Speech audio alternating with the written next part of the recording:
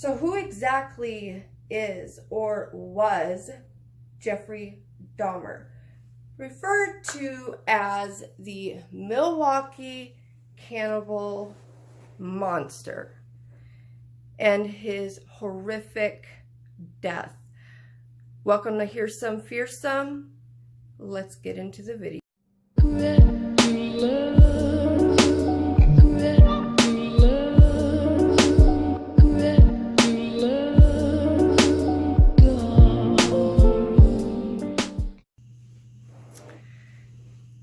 Jeffrey Dahmer was born May 21st in 1960.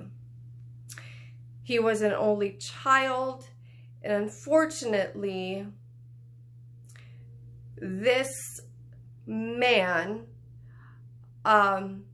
did the most horrific things you can do to a human being. And not just human beings, I'm talking about boys. Jeffrey Dahmer, from the times of 1978 to 1991, was able to get away with viciously attacking,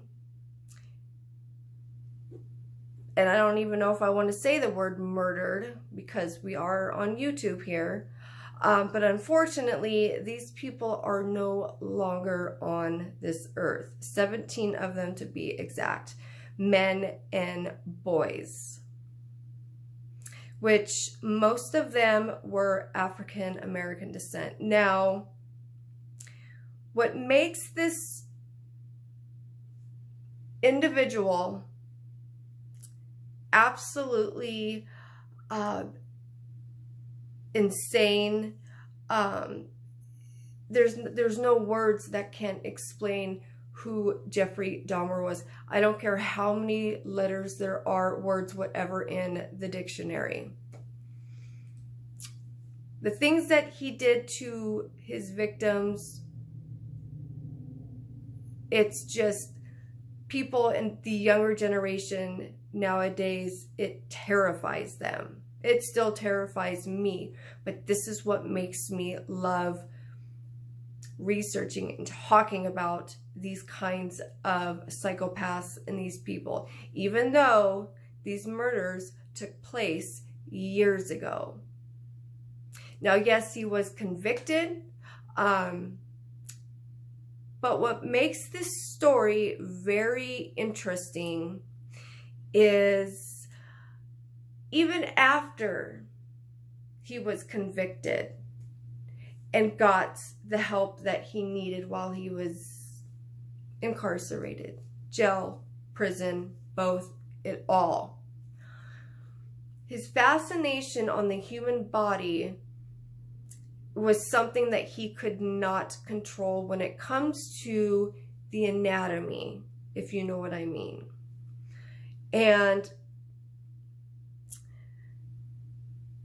he used to, how should I put this? He would take his chicken bones, I should say, you know, from the night before, from dinner.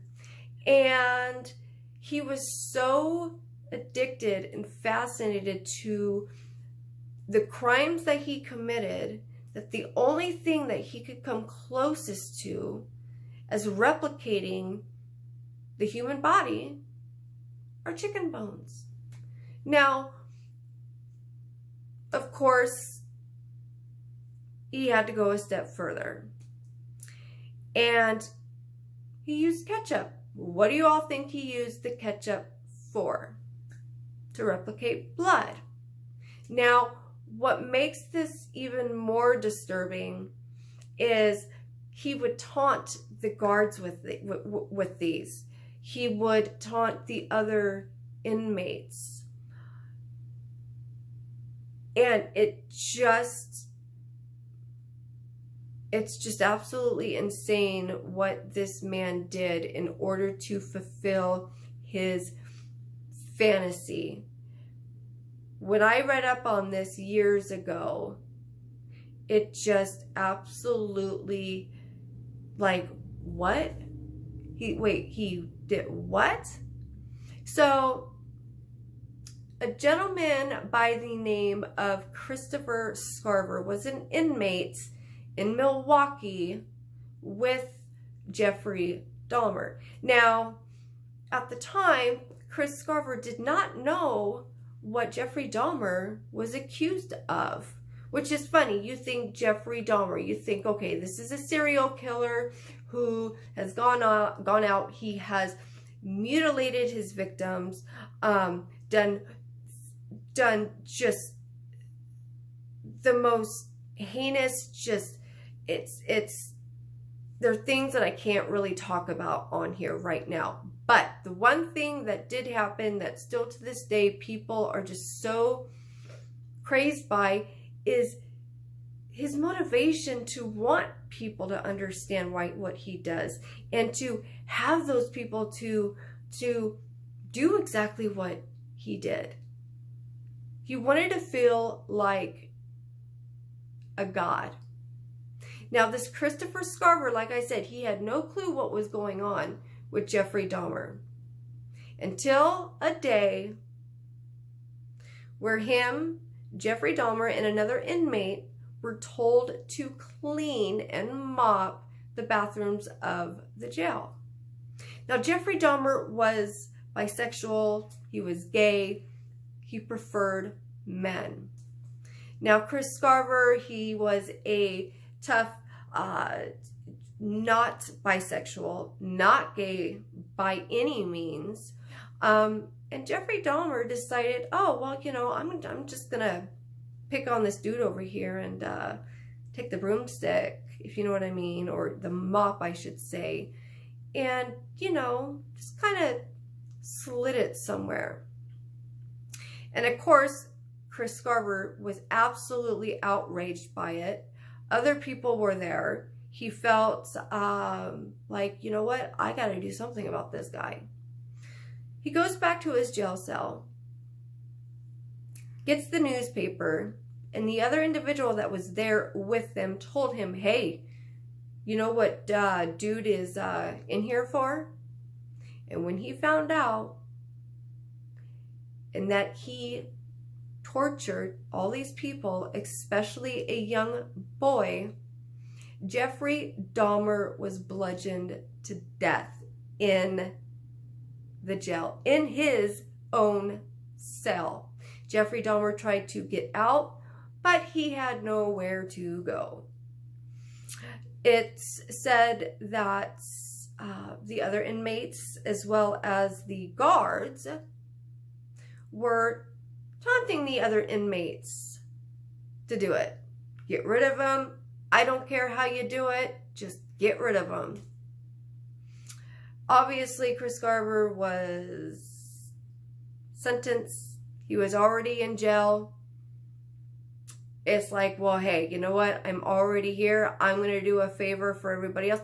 Not only that, but obviously for the victims and for the victims' family. And that's why I'm bringing this video up. I have to make this short because I only have a limited time on this video. But you take all the people in the world who has seen the trial, saw what was going on back in the 1970s, and one person decided, you know what? I'm going to try and take that pain away for other people, and I'm going to do what should have been done years ago. That just goes to show you how powerful somebody's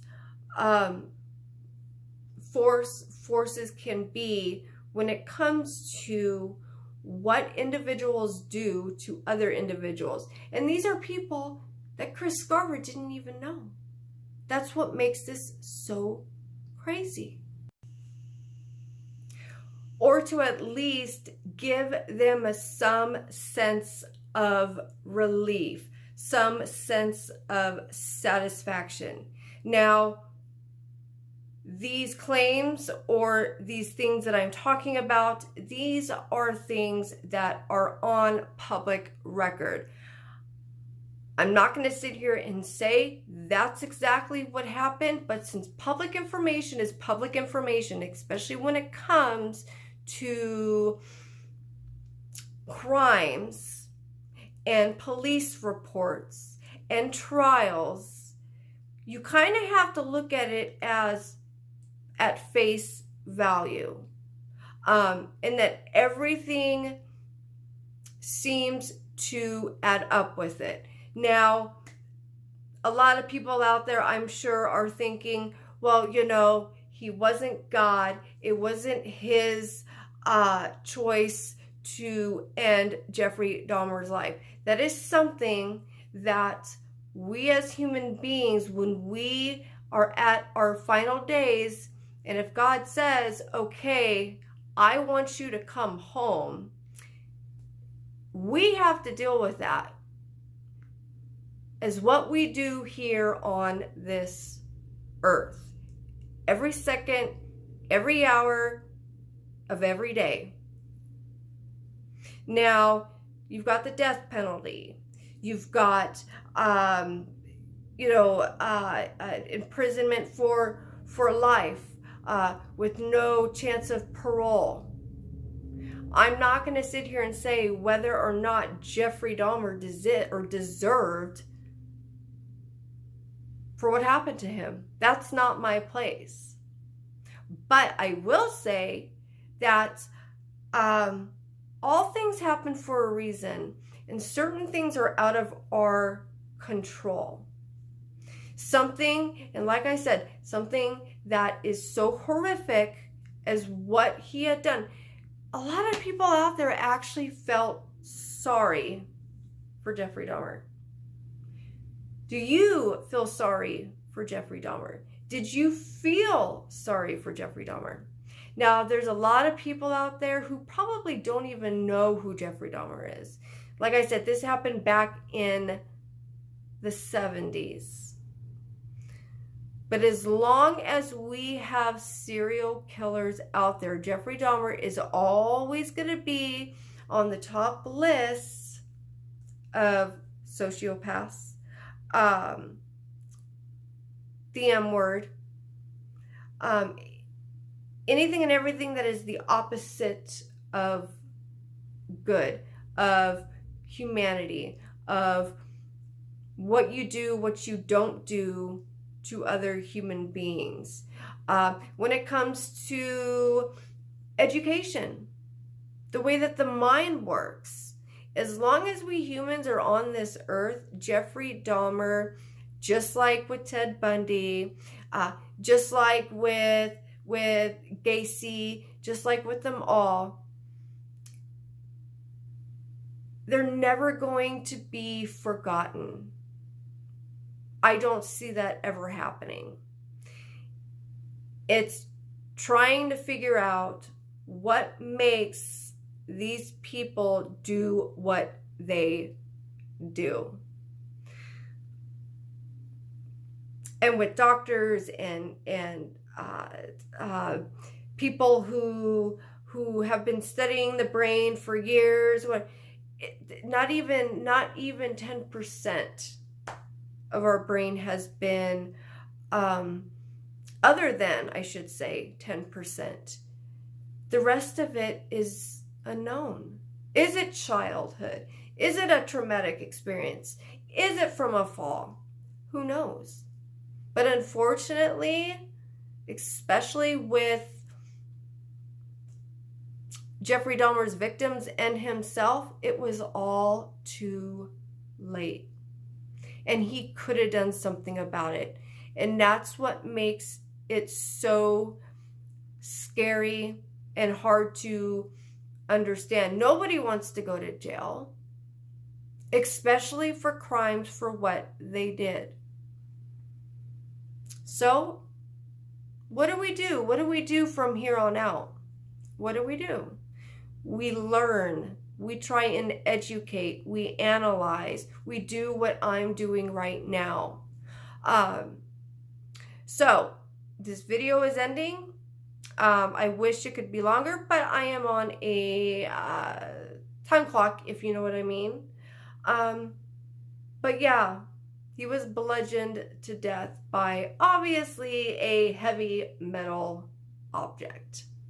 So Jeffrey Dahmer's death was caused by the hands of Chris Scarver, an inmate with Jeffrey Dahmer. So I thank you guys for watching, and take care of yourselves and be safe. And I will see you guys on the next video, and thank you for watching. Here's some fearsome.